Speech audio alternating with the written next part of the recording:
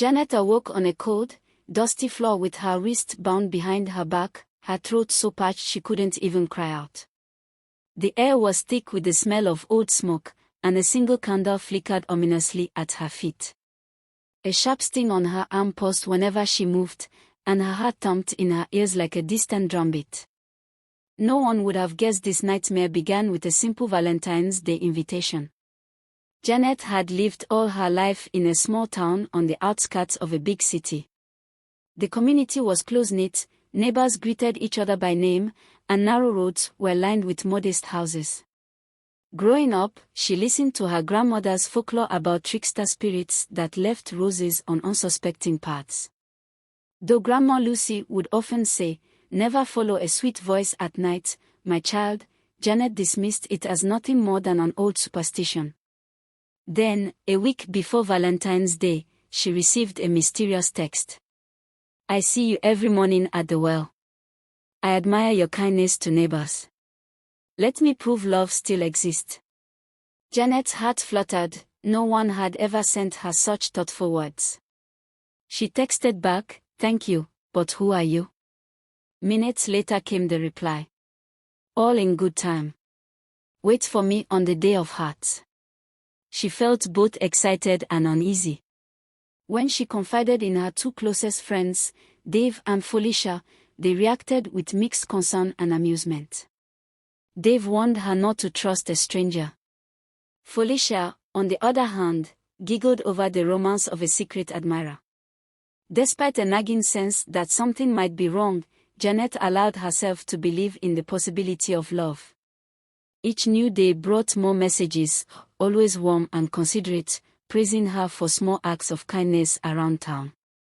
Although a voice in the back of her mind urged caution, she pushed it aside. After all, Valentine's Day was supposed to be magical, wasn't it? On the morning of February 14th, Janet's phone chimed with a final instruction. "Meet me at sunset by the big baobab tree near the farmland. Come alone." Eager and a bit nervous, she dressed in a simple red outfit, the best she had. Her mother noticed her unusual excitement and asked where she was headed so late in the day. Janet offered a vague reply about meeting a friend. Worried but trusting, her mother let her go. A warm orange glow blanketed the sky as she reached the ancient baobab. A single red rose was tied to its trunk with a note that read, "Follow the footpath toward the old well, and you'll find me." Despite a sudden chill rolling down her spine, Janet pressed on, clutching the rose. She imagined a shy young man waiting to confess his feelings. When she arrived at the well, she found a tall figure in a long coat, his face mostly hidden by a scarf. He waved, beckoning her closer. She offered a tentative smile, though her stomach knotted with nerves. "You finally came," he murmured softly. "I wanted you to believe in something more than your everyday life." Janet let out a slight laugh, relieved that he seemed simply shy. "Show me your face," she said. But instead of stepping into the light, he reached into his pocket and withdrew a small wooden figure, carved with hollow eyes and eerie symbols. "You should have listened to your grandmother," he whispered. Before she could run, he pressed the charm to Janet's forehead. Her legs buckled as if the ground had vanished. Darkness swallowed her, and the last sound she registered was a menacing laugh. She regained consciousness on the cold floor of a cramped room, hands tight, head pounding. One candle flickered by her feet. The stench of must and smoke burned her throat. No matter how hard she tried, she couldn't scream. The door creaked open, and the tall man entered, scarf still hiding half his face. He lit another candle, placing it near her. "Are you frightened?" he asked, voice eerily calm. Janet stayed silent, tears burning at the corners of her eyes. "You can help me," he continued, "and if you do, I might let you go." Fear sharpened into anger. She demanded, "Help you do what?" He removed the scarf from his mouth, revealing a cold stare. "An old ritual started by my grandfather. It's meant for broken hearts, and you're the missing piece." She had no idea what he truly planned, but she knew it couldn't be anything good. The room smelled of malevolence, of old magic or twisted superstition. On a nearby table, Janet saw a clay bowl, more carved figurines, and papers inscribed with cryptic symbols. At some point, he left her alone again, the door's lock clanging shut. She heard distant voices, but they never came close enough to help. Her only solace was the memory of her grandmother's voice, warning her about the illusions behind friendly gestures. Her despair eventually turned into fierce determination. She recalled Dave once teaching her a trick about loosening ropes: twist your wrist in opposite directions.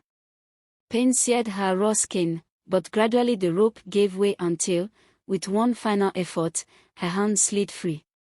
She stumbled in the dim glow, rummaging for something, anything, to aid her escape. Spotting a broken piece of clay on the floor, she clutched it like a weapon. The next challenge was the locked door. She tested it in vain, it wouldn't budge. A quick survey of the room revealed a loose plank near the ceiling, too high for her to reach without help. By stacking old sacks onto a wobbly stool, she managed to climb just high enough to pry the plank free. The door behind her suddenly rattled. He was coming back. Heart thundering, Janet seized the plank, hauling herself up through the gap. He lunged for her foot, but she kicked away his grasp. With a jolt, she dropped onto the other side, her knee slamming hard against the ground. Ignoring the throbbing pain, Janet bolted into the night. The farmland stretched before her, dark and unforgiving, but it was a chance at freedom. She heard him shout her name in fury, heard his footsteps not far behind. Branches scratched her arms, and rocks bruised her bare feet, yet she pushed on, guided by faint moonlight. A glimmer of hope appeared when she saw a lantern in the distance. She ran toward it, voice ragged, shouting for help. The lantern swung around to reveal a middle-aged woman standing outside a small shack. Her eyes widened at the sight of Janet's torn clothes and frantic terror. "Someone's chasing me," Janet managed to gasp. No sooner had she spoken than the tall man emerged, glaring at them both. "Move aside," he snapped at the woman. Instead of obeying, she raised her lantern, defiance trembling in her voice. "I've already sent my son to fetch others," she warned. Shouts sounded nearby, neighbors alerted to trouble. For a split second, the man appeared ready to attack. But the growing commotion spurred him to whirl around and disappear into the fields. The woman guided a shaking Janet into her house, where neighbors gathered. They gave her water and comfort, letting her rest while she recounted her ordeal in shattered fragments. Someone placed a call to the local authorities, and by dawn, Janet was at the police station, filing a report. She described the man's scarf, the long coat, the disturbing charm pressed to her forehead. Officers recognized the rumors of a mysterious figure preying on unsuspecting women, using superstitions and illusions to lure them away. Janet's parents rushed in, filled with both relief and guilt for not pressing her about where she was going that night. They promised they would help the authorities track him down. Days turned to weeks, and though the police searched far and wide, the man seemed to have vanished. Some speculated he fled to a distant region, others believed he hid deep in the countryside, waiting for another chance. Janet tried to return to normal life, helping neighbors, greeting the fruit seller, and fetching water at the well, but nightmares plagued her, each one dragging her back into that locked room. The seasons passed, and while most people prepared for the next Valentine's Day with excitement, Janet braced herself.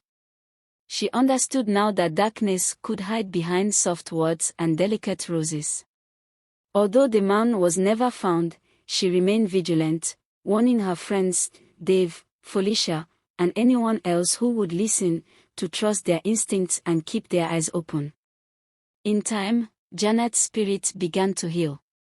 She found solace in the kindness of ordinary people, like the woman who shone her lantern and refused to yield.